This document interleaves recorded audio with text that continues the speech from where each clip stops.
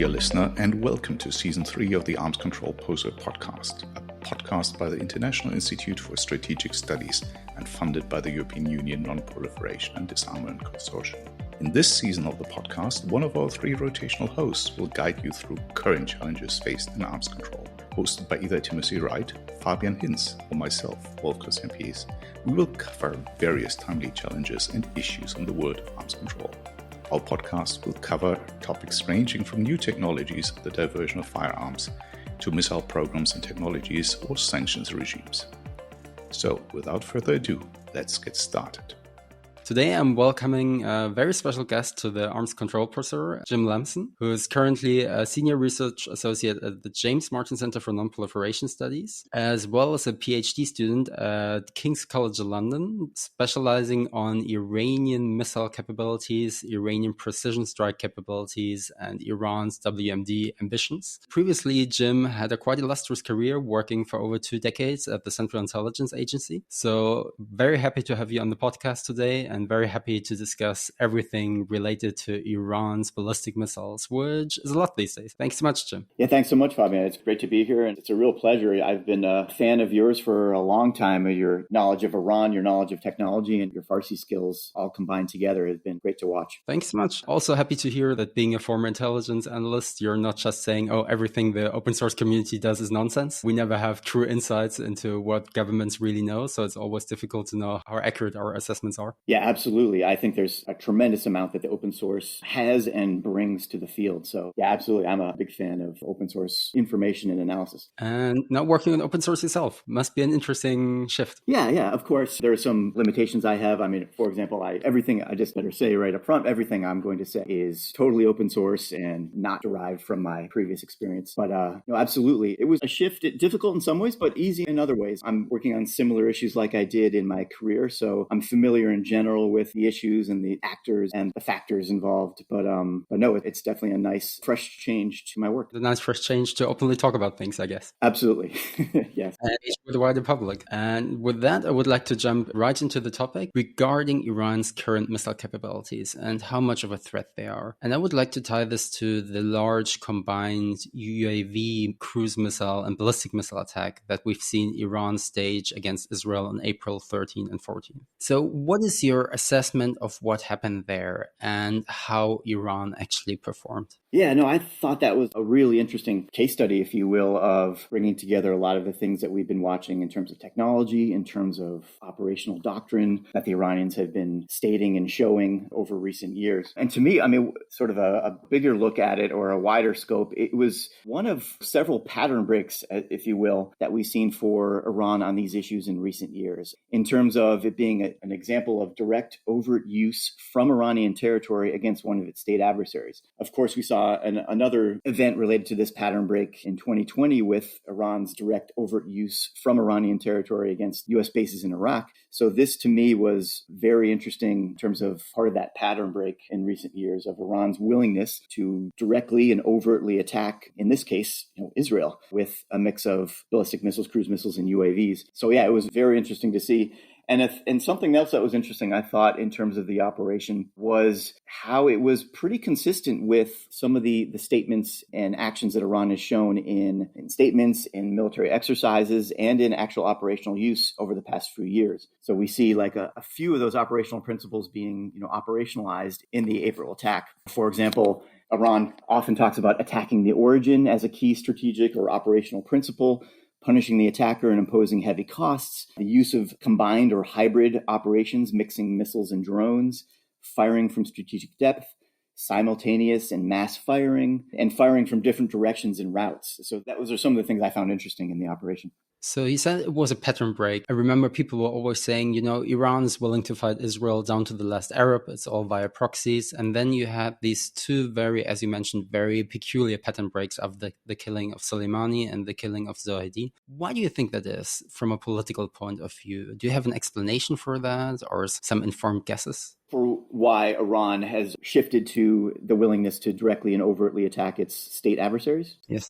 No, that's a great question. I guess one thing is I think in recent years, and there might be, small exceptions to this, but recent years, I think, at least in my view, I see an Iran that is more confident, more capable, and more hostile than at least the recent past and perhaps ever vis-a-vis the U.S. And I think the mix of those three things, the confidence, the hostility, and the capability, even though they clearly have continuing challenges and weaknesses, as we saw in those April attacks. But I think that was maybe one of the reasons they were willing to do that, both against the U.S. and against Israel, is that increased confidence, that increased capability, and that increased hostility. And also, the Iranians, for decades have constantly stressed the importance of showing resolve when it comes to deterrence and defense and warfighting. You see this in some of the statements by people like IRGC Aerospace Commander Hajizadeh and others about the importance of not just having capabilities, but the showing the resolve to use them and as an important pillar or component of deterrence. So I think that played a role as well. They had to show the resolve to retaliate, to respond to what they saw as major attacks against their national security interests. I mean, that makes a lot of sense. We've seen that increased willingness, perhaps getting a little too ahead of themselves in terms of capabilities, but we're going to talk about that as well. But first, I would like to ask you, what's the thing that surprised you about the attack in terms of the decision itself to launch, the size of the attack, or the composition? I mean, you've already said that it actually was quite similar to what the Iranians had practiced before and had been talking about before for quite a while. Yeah, no, good question. Yeah, so I guess I had maybe three surprises. One was, as we talked about, the direct overt attack against Israel from Iranian territory. That was surprising. The second was, and you just mentioned, sort of the volume of the missiles and drones used in the hundreds. It's reports of 120 ballistic missiles, hundreds of land attack cruise missiles, and suicide drones. And then I was surprised, to be honest, by the lack of effectiveness, at least from what I've seen, in terms of most of those systems being intercepted or failing to reach their targets. I've seen the reports of at least a handful of ballistic missiles getting through, but at least from what I've seen, the sheer number of especially the cruise missiles and UAVs being intercepted, and then the sheer number of ballistic missiles that were either intercepted or failed to reach their targets or failed to launch, from what reports say. That was surprising to me as well. Yeah, what do you think? For me, I once said it like this. If someone had asked me a year ago what would happen if Israel launched an all-out attack against Iran's nuclear facility and Iran would retaliate, apart from the lack of major Hezbollah involvement, there was just a little bit, but very minor. This is basically what I would have said. This is what it would look like. So a major combined attack, timed for simultaneous impact. But I wouldn't have expected that kind of scale after the killing of Zohedi. So that was something that surprised me. In terms of defenses, it was always a big issue of how effective Israelis' defenses would be. But then again, perhaps that's me listening too much to Hajizadeh and IRGC propaganda all week. But I was also expecting them to be a little more effective. Mm-hmm. And I guess there also has been this general trend within the community or parts of the community to slightly underestimate the capabilities of modern missile defenses. I think I might have fallen victim to that to some extent as well. Yeah, absolutely. I think I did too. But I think that's also just a constant theme with watching Iran. I mean, I've focused most of my time on Iran, so it probably applies to other U.S. adversaries as well. But to me, it's always a mix of, when you look at Iranian statements, exercises, weapons displays, even operational use, it's always a mix to me of aspirational, emerging, and actual capabilities. Mm-hmm. And in many cases, as you've seen as well, it's hard to tell which. When they make a statement about a capability or a planned capability, is that is that an aspiration that we might see reach results in 5 to 10 years?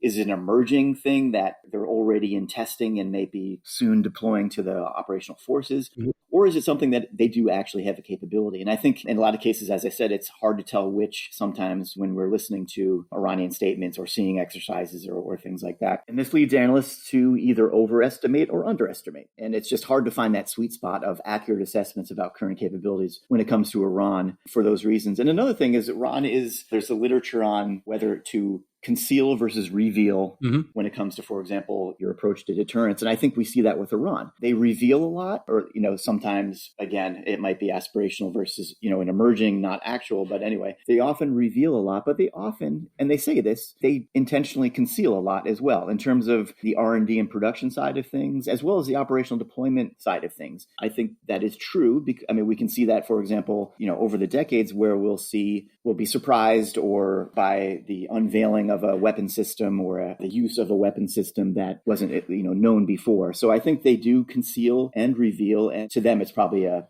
challenge of how much to conceal versus how much to reveal in order to try to deter. But yeah, that also just contributes to this issue of it's really hard to find that sweet spot between avoiding both overestimation and also avoiding underestimation of Iran. I mean, that's a really good point, because I'm always thinking of how many people ask the questions, how good are Iran's missiles actually? Do they work? Are these actually in service? And then sometimes you see stuff being paraded around and you don't even know whether it's in service, but they might have something that is actually operationally deployed and they only reveal it years afterwards, like some of the deniable systems we saw in Yemen, the Shahed 136 before it became infamous, the Pavé 351 Quds cruise missile. So it's always quite tricky. Yeah, absolutely. And it's always with any country, but especially Iran, it's always when someone asks you that question, I always try to, and I know you do this as well, you try to balance between the things that we see them good at or the things that we think they've made progress on or they've achieved certain things, whether it's in terms of technology or operations, but balancing that with, yes, they also have weaknesses and challenges which aren't going to go away in many cases. So it's trying to balance that narrative of not just what they're really good at and not just what they're really bad at, because you could focus on either of those. On the first hand, come to overestimation, and the other hand, come to underestimation.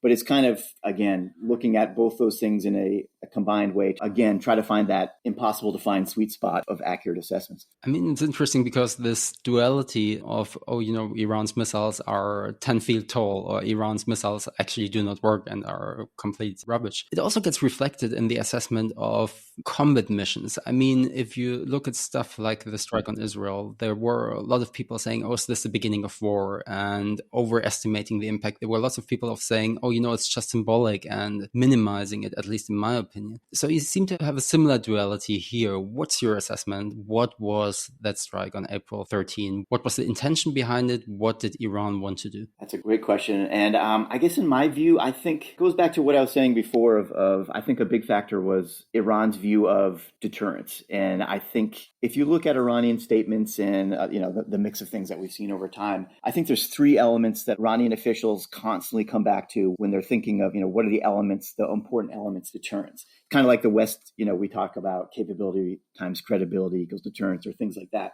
I think in Iran's equation, I've never seen this in a single place, but if you kind of filter and look at what they say over time, it's three big factors, and they're all interrelated. One is resolve, irade is what they're constantly talking about, what you talked about. And then capability, of course. Mm-hmm. And then vulnerability is the third element, both in terms of decreasing or minimizing Iran's vulnerability and exploiting the adversary's vulnerability. And I think you saw these three things play out in the April attack. So to me, in at least one intention or aim of Iran was to enhance deterrence, or in their minds, try to enhance deterrence against Israel and against, and indeed against the U.S. through this operation, showing their resolve, showing their capability. I think they were attempting to show the vulnerability of Israel on this, and I think that part might have backfired. The capability part might have backfired as well with lack of effectiveness, but the resolve part was definitely shown. And I think over time, they're going to try to improve on whatever lessons they learned from that attack. But to me, that was it. The symbolic aspect, to me, that might have been part of it. But I think typically when I think of symbolism and prestige and status as a driver, I think that's typically, to me, a side effect that the Iranians or others may enjoy after something happens. But to me, maybe that was a secondary factor in it. But that's just my initial thinking. What do you think? I do think they really wanted to cause damage. They really wanted to overcome the Israeli defenses. They could have had a merely symbolic strike for much cheaper, with less effort and also less risk to their reputation. So the thing is, no one really knew how well Israeli defenses, and for me, that uncertainty had some benefits for Iran. So I was quite stunned that they would actually take the gamble. And there was always a risk that this could happen. Maybe not. Perhaps Iran's missiles could have been much more effective. But that was a risk they're willing to take, and it did not go that well, at least in my opinion. Feel free to disagree. So this is something I found quite surprising. And I'm thinking about this way, the psychological effect and showing the determination, that's a good thing. And that alone can be worth quite a lot. Mm-hmm. I'm thinking about troops in Gaza. When they fired their rockets, they had very, very little impact because of major interception rates. But then again, doing it over these ranges with a limited arsenal, if you're relying on purely the symbolic show of willpower, it's a bit of an issue. If you want to have proper deterrence, you do have to cause some damage in these kinds of strikes. At least that's my thinking. Mm-hmm. So I was wondering, has Iran's deterrence capability vis-a-vis Israel and also America decreased after the strike? What would you think? Yeah, no, that's a great point. I think if I was going to use that framework that I used before, I think, and as you just said, they showed resolve, definitely. So I think that in the core elements of deterrence when it comes to Iranian thinking, I think they check the box on resolve. But they definitely perhaps undermine themselves, especially in the vulnerability part, in terms of, being able to show that they can exploit perceived vulnerabilities of their adversaries. That clearly was not the case with all the interceptions. And the capability part, I think, was mixed. I mean, they showed things that were, as we talked about before, surprising. Their ability to, there were things in terms of technical and operational parameters that I think might enhance deterrence. Some of the things we talked about, the ability to fire, mass volume from lots of different points within the country at single targets and from different trajectories, different systems mixed together. All that kind of thing was, a good thing for their capabilities element of their deterrence. But, as we talked about, the effectiveness, especially in terms of destroying assets of their adversary or getting through defenses, or even the reliability of the systems, apparently, that is something they're going to have to work on if they want to tweak and maintain or improve their deterrence posture over time. But as Hajizadeh and others have said, deterrence is like riding a bicycle. I think you had raised this earlier, that not just static, you don't just achieve deterrence and you're done. You have to constantly find ways to fix it or improve it or enhance it. And I think Iran has some work to do in terms of fixing or enhancing at least the capability aspect and the vulnerability aspect of deterrence framework, if you will. I love this. Deterrence is like a bicycle. You always have to move ahead. So my next question to you would be, in what direction is the bicycle going to go? The bicycle of Iranian deterrence. Say, over these distances, it just doesn't work. We need to put all our eggs into the Hezbollah basket in order to overwhelm them. Are they going to go all in on hypersonics? Are they going to say, okay, our conventional deterrent is pretty inadequate. We're now going to move more towards the nuclear side of things. Some people have said that. Some people have disagreed. What's your take on that? Yeah, as they ride the bicycle or fix the parts that just fell off the bicycle, I think it's going to be all of those things. Another sort of strategic operational principle that you'll see Iranian defense and military officials talk about is tanavo, the diversification of not just systems. I think that can apply to their approach to deterrence. So I think it's going to be all of those things. And we've seen that already. Their reliance on their own capabilities that would be fired from Iranian territory. Their reliance on the axis of resistance partners and enhancing their capabilities, like you have written a lot about. I think that is going to continue to be a critical pillar. And the hedging aspect, I think, is something that we've seen and will continue to see. And the hedging apply to not just the nuclear realm for their Iranians' perceived advantages or benefits that it provides to both deterrence and compellence, but also, and you've written about this as well, that hedging related to SLVs, the space launch vehicles, that is, one could say is overt hedging related to ICBMs or at least IRBMs, and hedging in other ways. I would, in my view, what's the very limited information that's out there on their CBW intentions and capabilities, I think to me is a version of hedging. There's the State Department, for example, has talked about their concerns that Iran is maintaining an on-demand capability for CBW. That is the ability to weaponize if a decision were made, similar or analogous to the nuclear hedging, perhaps. And then in the last area of hedging, and I think this is probably the weakest, but I think is perhaps ASAT, anti-satellite technology. It might be an area of unintentional hedging, if you will, but Iran, various analysts and government agencies have pointed out that Iran over the years has developed areas in its space program that are at least theoretically applicable to direct ascent ASAT capability. SLV propulsion, the ability to maneuver in a vacuum with upper stages, the ability to track satellites in orbit, things like that. So I think it's those three elements will continue to be key elements for Iran in terms of deterrence. It's enhancing the things it can fire from Iranian territory, enhancing the axis of resistance capabilities, and continuing to refine its hedging strategy. But what do you think? I totally agree. I also think it's diversification. And at this point, all of these elements of Iran's deterrence are basically locked in. I mean, these are large projects, large organizations. And for me, it's very difficult to imagine them just saying, we have built all of these missile bases. We have, I don't know how many thousands of people working in our missile industry. We're just going to say, okay, reaching Israel from Iran, that doesn't work that well. We're just going to do Hezbollah. I think it's difficult to imagine. If you look at the Iranian missile program themselves, they have some parts of it where I personally would say, do you still need that? Do you still need a full liquid propellant industry when you could do solid propellant missiles, which are much more easy to use when it comes to the operational level, but they're still keeping that. I see a bit of like institutional dynamics here saying, okay, now everything is, you have a lobby and then you will find reasons why I need to continue these programs. And all of these aspects, hedging, CBW, nuclear, hedging for longer range missiles, hypersonics development, the whole resistance axis project, they're going ahead full steam. So it's difficult to reverse course. So I guess that would be the thing they're going to continue to do. The ASAT thing you mentioned is quite fascinating. So I remember when Germany announced it would purchase the Arrow 3, I was looking at the great Arrow 3 patent that is out there with nice schematics and graphics of how it works and just thinking, oh,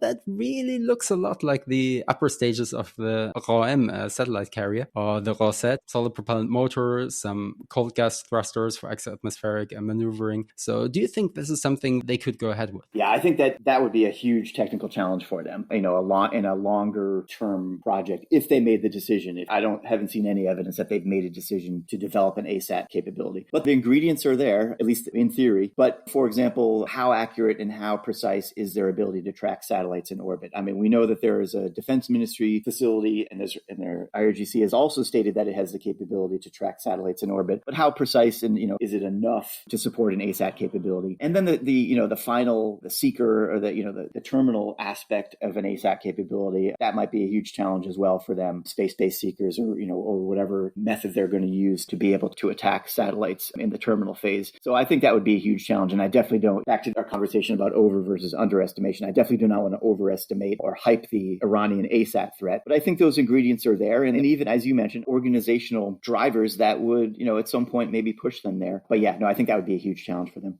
I guess so. Talking about slightly more advanced capabilities that we're already seeing, you mentioned the hedging program, as you called it, the RGC Solid Propellant Space Program. What do you make of the current status of the program, and what do you think its intent is? The RGC program specifically? Yes. Okay. Yeah. I mean, the space program, been a long time watcher of it as well. It has been something very interesting to me over time, because they clearly have genuine civilian goals in general for the National Space Program. And the IRGC program, I think one thing I'd say about them is that they have, in recent years, in my view, they're more coordinated now and more integrated now with the National Space Program under the Supreme Space Council, under the Armed Forces Supreme Space Council, which is chaired by the Armed Forces General Staff Chief and the Iranian Space Agency. And we see more integration there in terms of IRGC's role, in terms of coordinating with MODAFL and with the ISA and with other space agencies, launching ISA satellites, etc. So there is I think, an element, perhaps small, of the IRGC space program that is integrated into the larger national space program, which has both civilian and military goals. But then there's, of course, the military aspects of the IRGC space program, and in particular the SLVs, and to a lesser extent, perhaps, their imaging satellite interests. But yeah, if you look at the history of the IRGC space program all the way through, from the 2000s, at first seemed to be intended as creating a solid propellant long-range missile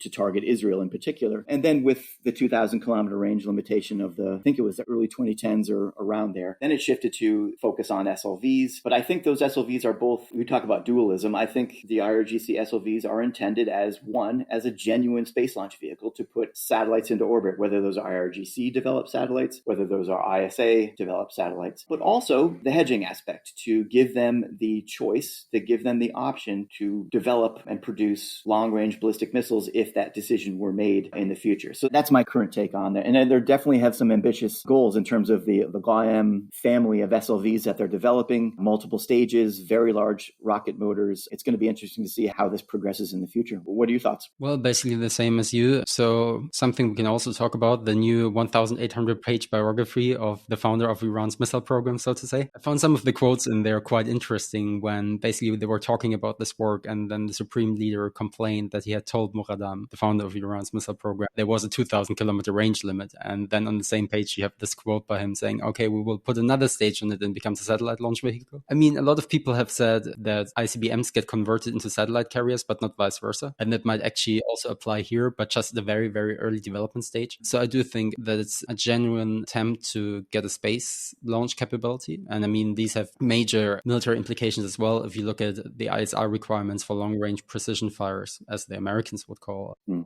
the use of long-range ballistic missiles with precision-guided and cruise missiles, you would need some sort of capable ISR assets. Space-based would be great in order to do these strikes in an effective manner.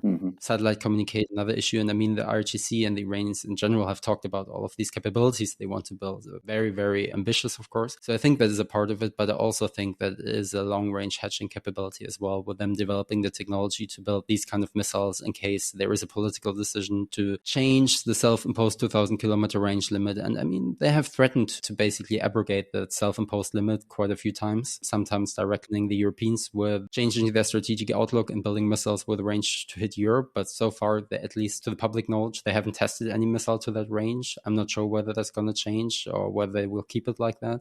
You think that 2,000-kilometer range limit will remain for the time being, or could there be any changes in the future? That's a key question, a key issue. I don't know. I think some of it depends on what we talked about a little earlier in terms of how they need to refine or improve or fix their deterrence posture. If they come to the conclusion that indeed that 2,000-kilometer range limit is an inhibitor on their maintaining deterrence, then yeah, we could see at least a confidential relaxing of that limit and tests being done. Or they just continue with their current hedging strategy and develop and eventually flight test some of these 3 or 4 stage large solid SLVs. And once they get to that stage of actual flight testing, perhaps that itself will enhance in their minds their deterrence strategy without having to weaponize or put an RV on top of that and test it as a ballistic missile. But yeah, that'll be interesting to see. One way of reaching Europe is to increase the range of your missiles. Another way to reach Europe is just to ship the missiles to someone else who will fire them against a European country.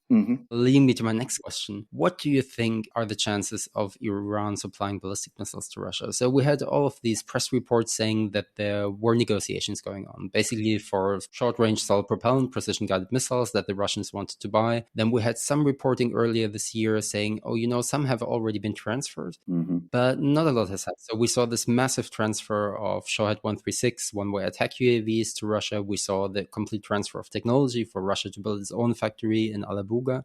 But we haven't really seen ballistic missiles being transferred. What's your assessment of how likely that's going to be and what impact it might have on the war in Ukraine? That's a little outside my lane of expertise, but my initial thought is, one, definitely to me, that was in general, Iran's provision of strike weapons and other weapons to Russia was another pattern break, if you will.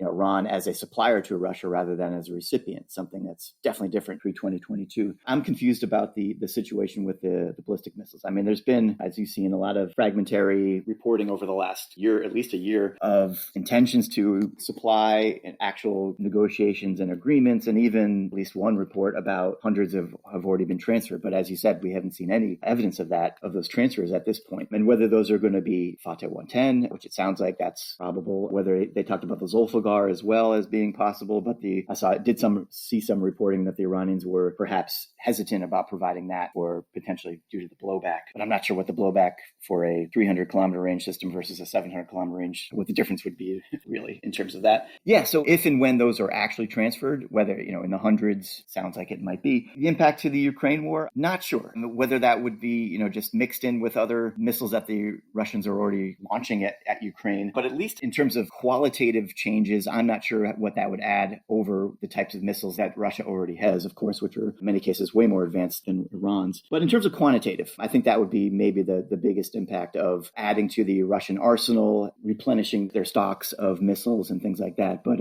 yeah, I'm not sure qualitatively if it would lead to a big difference in the war, but definitely not my area of expertise. What do you think? Basically agreeing with you. I think the main issue would be quantity. Iran's production capability being leveraged for the Russian war effort and just expanding Ukrainian interceptor missiles. So basically that'd be the main reason if I was Russia for me to acquire Iranian ballistic missiles. Of course, there would be other issues that would complicate transfers. The Iranians just being very difficult negotiation partners. There were these leaked documents, which in my opinion are quite credible, saying that the Iranians demanded very, very high prices for the Shahed 136, basically almost $200,000 per piece. It should be almost 4 times the production costs. So I'm not sure what they would demand for ballistic missiles. Then you would have to train the crews in a completely different system that would complicate things. But still, I'm unsure why the transfer hasn't happened. I've heard and read different things saying the Iranians are just annoyed that their fighter jets haven't arrived yet, which they ordered, the Sukhoi Su-35. I've seen other sides,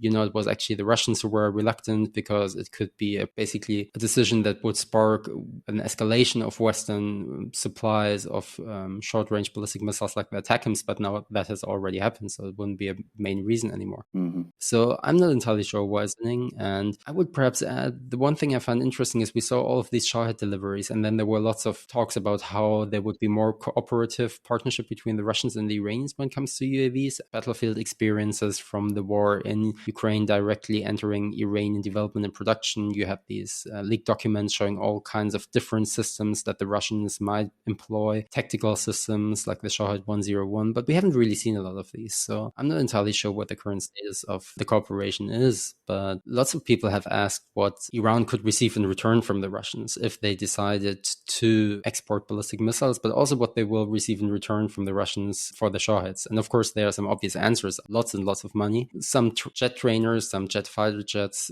perhaps some more conventional capabilities, which the Iranians try to build but are not that good at tanks, warships, etc., etc. But in the ballistic and cruise missile field, what kind of assistance could Russia provide if it wanted to? What could the Iranians be interested in? I mean, theoretically, it could be a lot, an extensive range of things that they could want or benefit from Russian assistance and expertise. If you look at all, long-range strike in general, I think Iran could benefit from Russian assistance or expertise in, over the horizon targeting, whether that's against land targets, but especially against naval targets. I think that's something that Iran will need as it moves forward, at least in things that it says it's trying to do. In particular, for example, anti-ship ballistic missiles, something that Iran has worked on for a long time, one of the only countries in the world that does. But I think they could benefit from whether it's guidance and control, whether it's targeting aspects, whether it's other aspects of anti-ship ballistic missiles that it could learn from Russia or that they could jointly work on together, because Iran is not new to the ASBM arena. You mentioned Moghadam's book about Moghadam, Marde Abadi. One of the interesting things I saw on that was Iran's entry into the ASBM arena.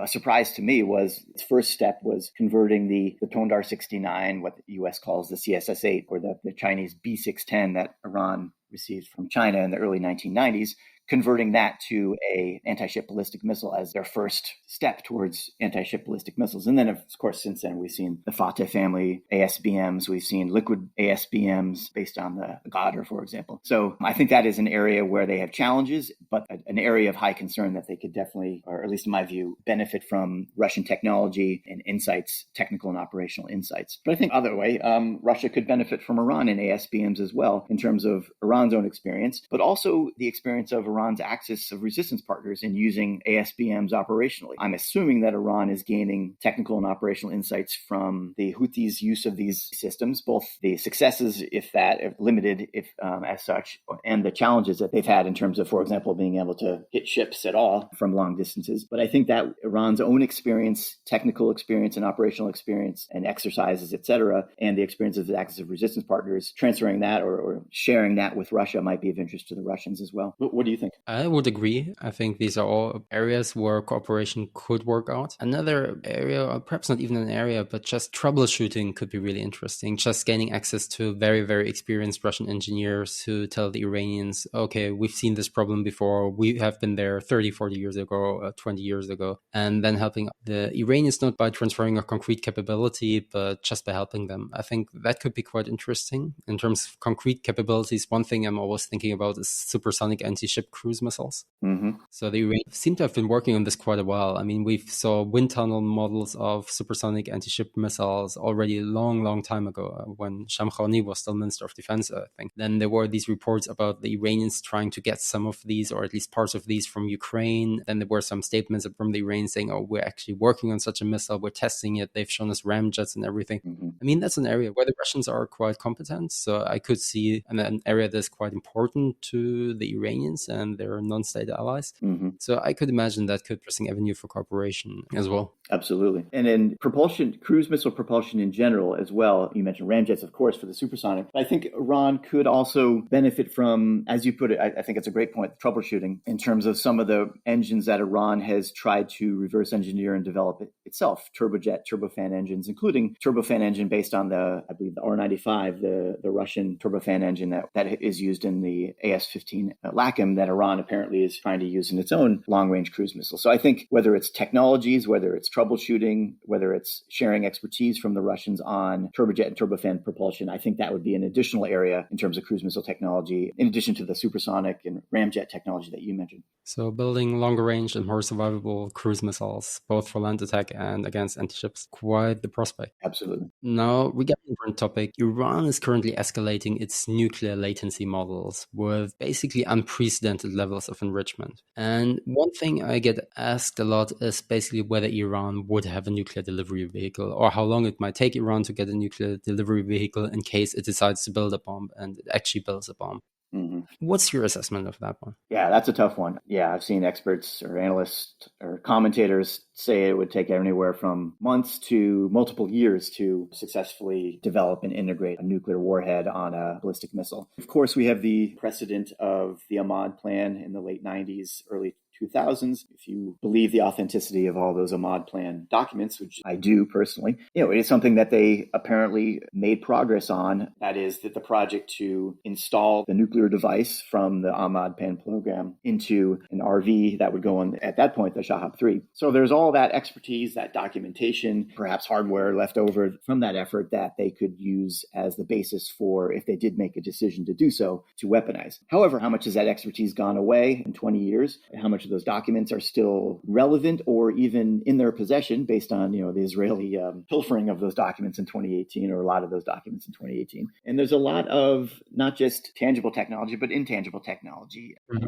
And, that is going to be involved in trying to do that. So to me, it's going to take, if I had to guess, it's going to be several months, if not multiple years, that it's going to take them to, again, if they make that decision, to reliably install a nuclear warhead on a ballistic missile. But, if they go other routes in terms of gravity bombs or more simpler designs that are going to be delivered by an aircraft, I guess all bets are off on that. But in terms of weaponizing a nuclear warhead on a ballistic missile, to me, that got to be several months, if not years, to do that. But I could be totally wrong. And then also, it's an issue of, what missiles are going to decide to do that with. At this point, Shahab 3 might not make any sense, and maybe it's even been retired, at least in the form that it was being worked on in the early 2000s or late 1990s. So we're thinking, this is going to be a Goddard system, liquid system. Are they going to use a solid system, one of the IRGC systems, or the Ashura, the Sajil of the Ministry of Defense? And whatever system they choose, of course, is going to be a factor in how long it takes to convert a warhead to be deployed on the missile. If it's a process and a system that's going to be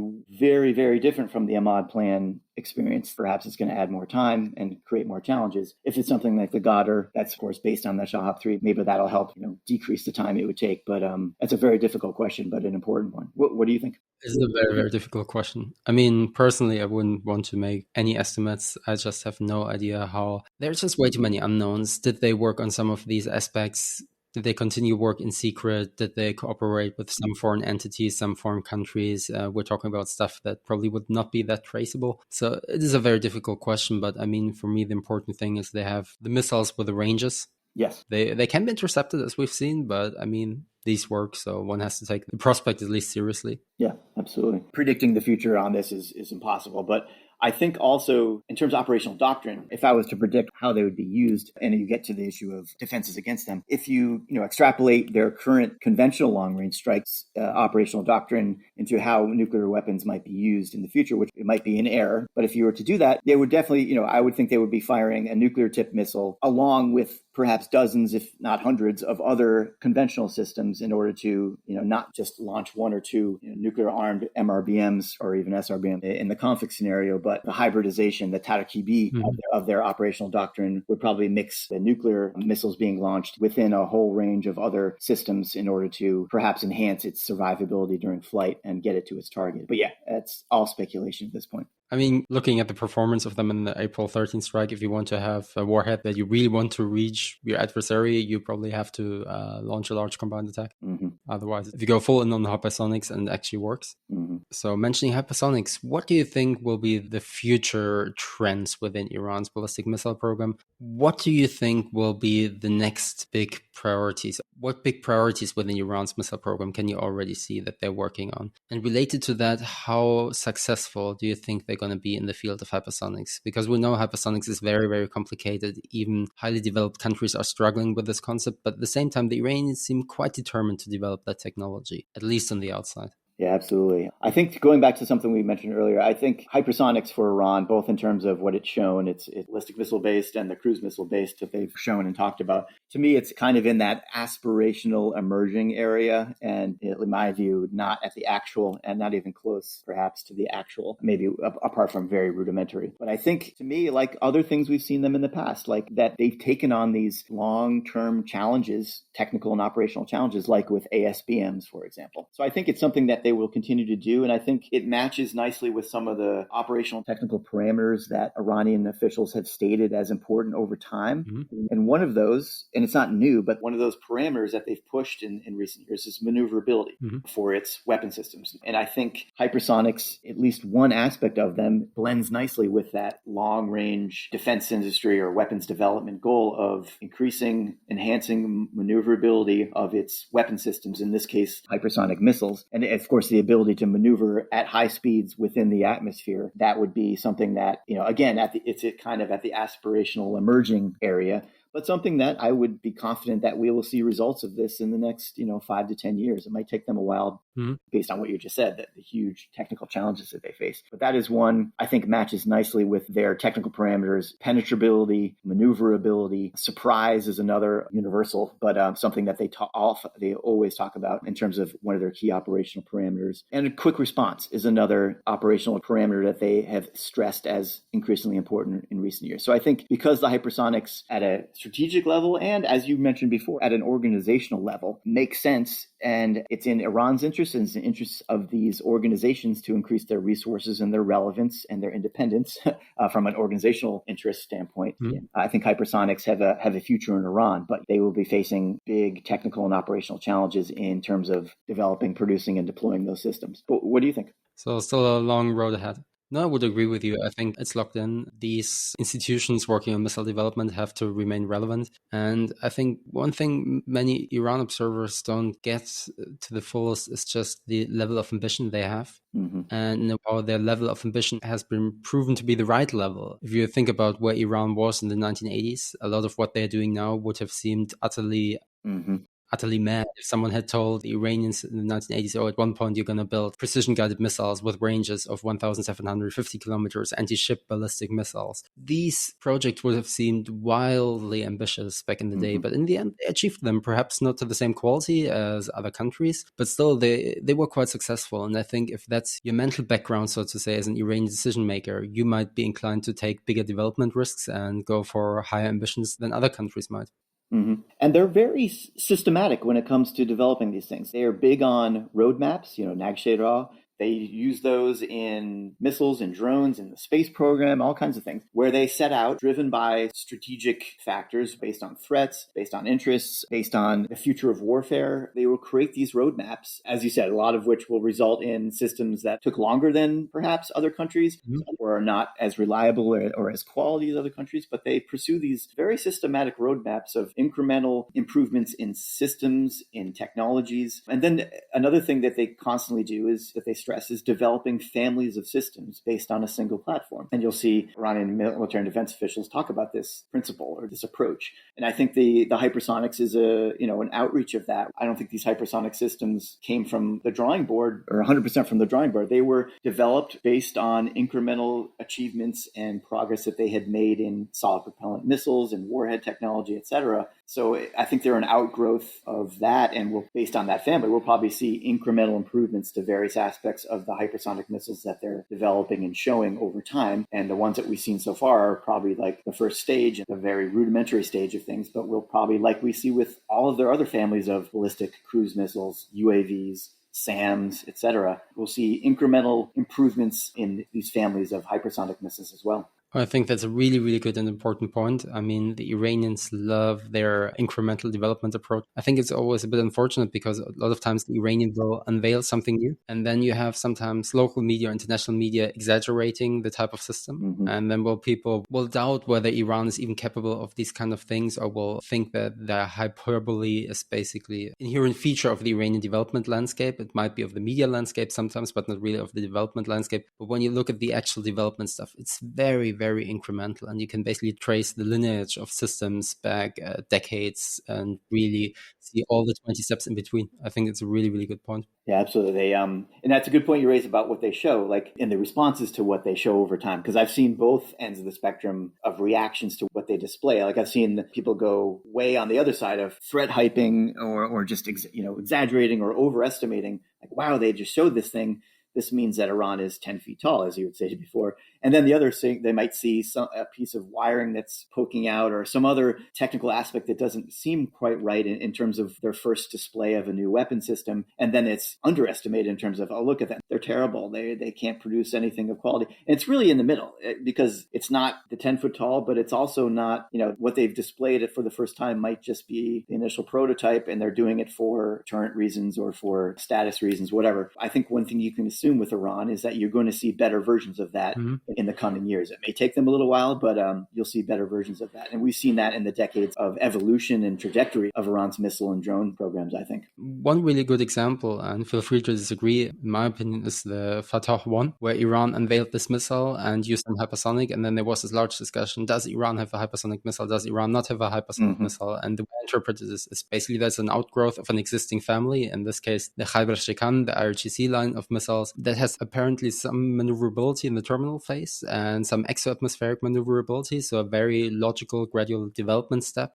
But then again, the discussion between these two extremes. Would you agree with that characterization? Absolutely. No, I think that's a great example of first display of a weapon where we saw both. I think I've seen both reactions. This is fake, or this is a bad quality hypersonic system. And the other side of, wow, look, Iran is a hypersonic power, whatever that means now. And we really need to be concerned. It's somewhere in the middle of those two ends of the spectrum. We already alluded to the new 1,800-page volume about Hassan Tehrani Moqaddam, the founder of Iran's missile program, who died in a mysterious explosion in 2011 while working on large solid propellant motors. I know we both have been trying to work through the book slowly. So far, what is your biggest insight you've gained from the book? Because it's quite interesting because it's based on interviews with a high-ranking IRGC official, so it's quite credible information, and they're surprisingly open about some things. And I would like to know if there's something that blew your mind in there. Yeah, no, it's been, I've been slogging through it as you have. No, it's amazing. A lot of different threads in the book were ranging from interesting to surprising to important, I think, in a lot of cases, both on the origins of their missile and even other programs are mentioned in there, not just ballistic missiles, but there's mentions of UAVs and SAMs and rockets that are, I think,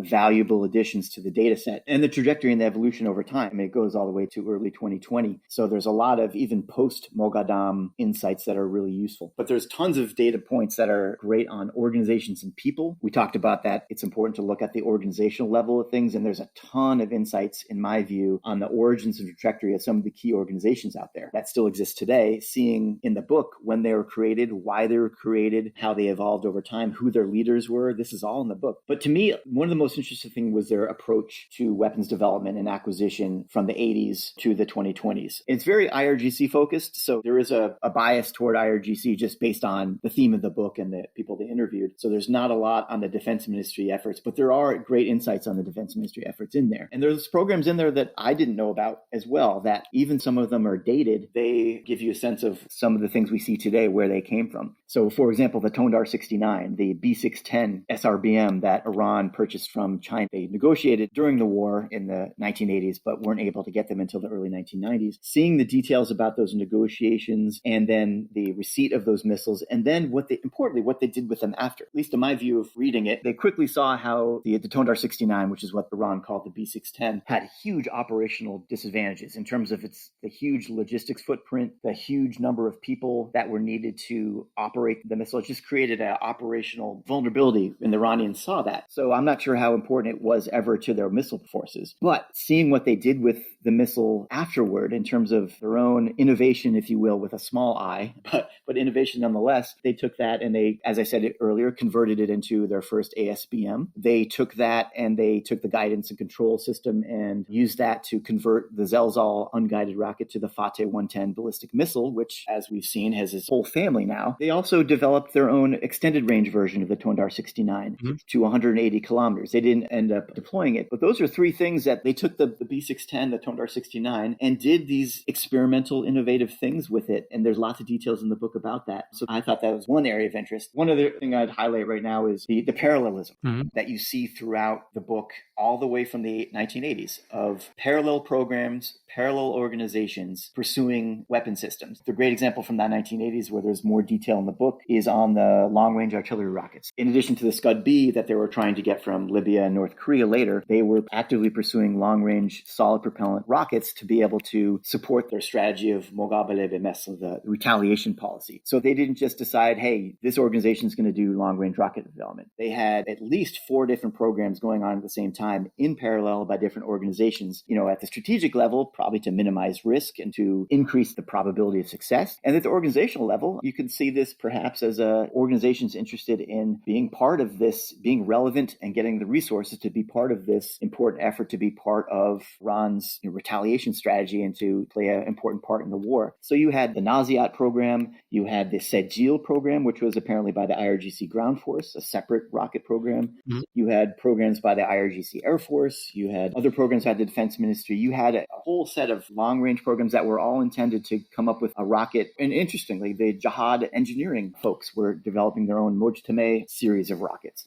So that parallelism, I think, is just one case of parallelism that we see that decades later. We see that in the parallelism between the Defense Ministry and the IRGC on developing separate ballistic missile programs, separate cruise missile programs, separate UAV programs. And then in recent years, we've seen the Artesh join in more actively in terms of developing their own cruise missiles and UAVs, for example. So that parallelism that we've seen in Iran's approach to weapons systems development, especially for high priority weapon systems, is something that you see the origins in this book in the 1980s and 1990s, and we still see that today. So those are just a couple things I saw in the book. What are some of the things you saw so far? You're right about that. It's quite fascinating because on the one hand, you could say most of the stuff is about developments that are long gone, that are not that relevant, but you basically see how everything got formed and how the institutional DNA of Iran's missile program got formed. And so fascinating, as you say, the parallel programs. And to me, the Tondar 69, and perhaps to explain for our listeners, it's basically Iran got this missile from the Chinese, which is a ground-to-ground version of the Soviet SA-2 surface-to-air missile. So the missile that shot down U-2s over Cuba and the Soviet Union. So it's an absolutely terrible weapon system. It doesn't even have a truly broad mobile launcher. The range is very limited. And for me, that was always, okay, Iran purchased that in the 1980s because they had nothing else they could purchase. It's strategically completely insignificant. It's probably in storage or out of service even. But now you realize it had this very, very key function in developing Iran's missile program. And you can see the influence of that missile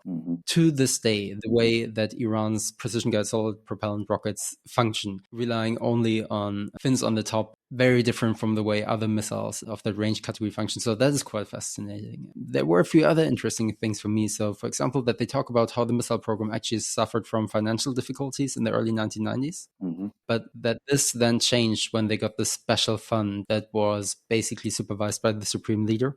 The way I understood is that from this point on, the missile program was under the direct control of the supreme leader, which is quite interesting. Whereas quite a bit with statements we've heard from RGC officials saying, oh, we had this meeting with Khomeini and he instructed us to do that. And you never quite know, is this exaggerated propaganda aiming to show how great the supreme leader is and showcases strategic wisdom, or is that actually how it works? And I think that's an argument in favor of Khomeini, the Iran supreme leader, having quite a bit of operational influence on the program. Another thing I found quite fascinating was the development of Iran's first equipped with terminal guidance solid propellant missile, the Fateh 110, where they basically had development projects. One was entirely Iranian and the other one used the services of Ukrainian scientists. And I found that quite fascinating because you always have this idea that when you have foreign assistance, you will have a system that is somehow similar to the foreign country that is providing the assistance, or a system fielded by that country. And the Fateh 110 doesn't look anything like any Soviet or Ukrainian system, but still you had foreign scientists involved in that. So that's something I found quite intriguing in the way that we have to think about foreign assistance. And perhaps a third point, I'm really, really interested in the resistance axis and the proliferation of these systems.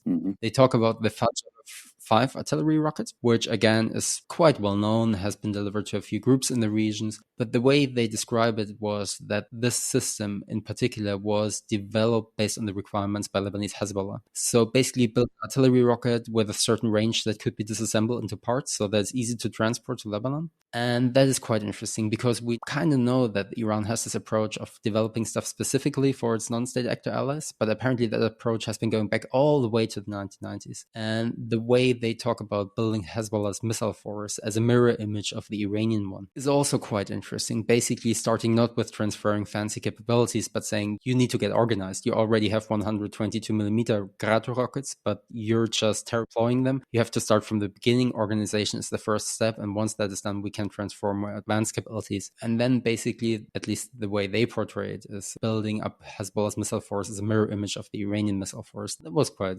interesting as well. Yeah, absolutely. And one other thing that jumped out to me was their willingness to take experimental risks or to do experiments that may or may not ever be deployed as an operational capability. And we saw the ship launch of the Shahab 2 from the Caspian Sea they had a lot of details about that in the book. It looks like it occurred around 1998 or so based on the book. So there is an interesting example of them not just pursuing the technical aspects of improving ballistic missiles or other weapon systems and the technologies, but also constantly looking at ways to improve the operational deployment or operational use of them. And it was an interesting case. They apparently took a Shahab 2, a Scud C, onto a barge in the Caspian Sea and launched it towards Semnan, hundreds of kilometers away. And apparently it was successful. That was not intended, at least at that point, as a deployed system, but they were definitely interested in developing the key technologies that were needed for that. For example, they talk about a stabilizer component or technology that was really a challenge and important to doing this because you're on a ship that is going up and down. How do you fire a very